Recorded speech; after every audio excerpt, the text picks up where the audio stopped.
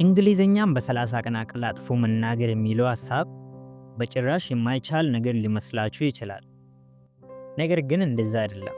ይኸውላችሁ የሆነ ጊዜ የአንድ ኮሌጅ የመጨረሻ ዓመት ተማሪዎች በመምህራቸው ተጠርቶ ወደ አንድ ክፍል ይሰበሰባሉ። መምህሩ ተማሪዎቹን የሰበሰበው የመመረቂያ ጽሑፋቸውን እንዲሰሩ ኦሪየንቴሽን ሊሰጣቸው ነበር።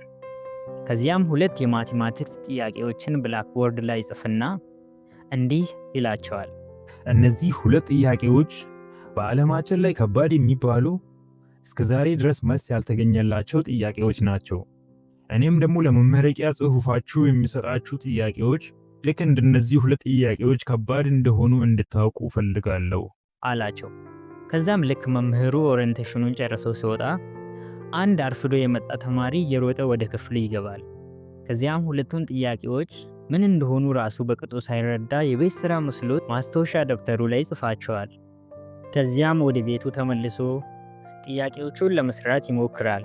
ነገር ግን ጥያቄዎቹ ከባድ ስለነበሩ መጽሐፍቶችን በማገላበጥ ጉግል ላይም ሰርች በማድረግ እንዲሁም ደግሞ ዩቲዩብ ላይም ቪዲዮዎችን በማየት ለመስራት ቢሞክርም የጥያቄዎቹን መልስ ግን ሊያገኝ አልቻለም።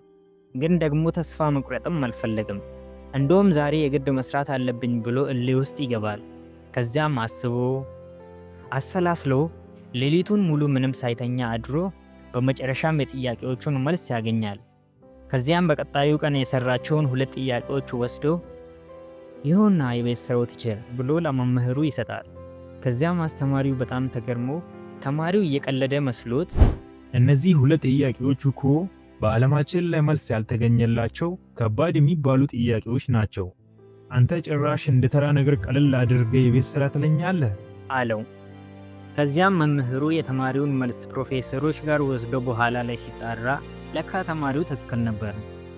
በፕሮፌሰሮች እና በሳይንቲስቶች ሊገኝ ያልቻሉ የሁለቱ ጥያቄዎች መልስ አንድ ተራ ተማሪ መልሳቸውን አገኘ።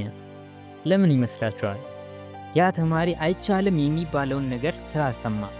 አንድን ነገር ሳንሞክረው ከባድ አድርገን ካሰብነው የምርም ያ ነገር ከባድ ይሆናል።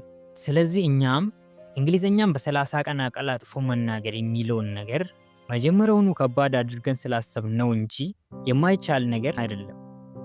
እኔ እንግሊዘኛን በ30 ቀን ውስጥ ነው አቀላጥፌ መናገር የጀመርኩት።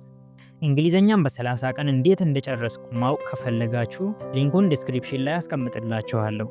ካልሆነ ደግሞ የቻናሌን ፕሮፋይል ክሊክ በማድረግ ወደዚህ ግቡና ይህንን ቪዲዮ ተመልከቱት። የዛሬው ቪዲዮአችን ከተመቻችሁ ላይክ፣ በቀጣይ የሚለቀቀው ቪዲዮ እንዳያመልጣችሁ ደግሞ ሰብስክራይብ እያደረጋችሁ ውጡ። ሐሳብ አስተያየታችሁን ደግሞ ኮሜንት ሴክሽን ላይ ጻፉልኝ። በቀጣይ ቪዲዮ እስክንገናኝ ይመቻችሁ።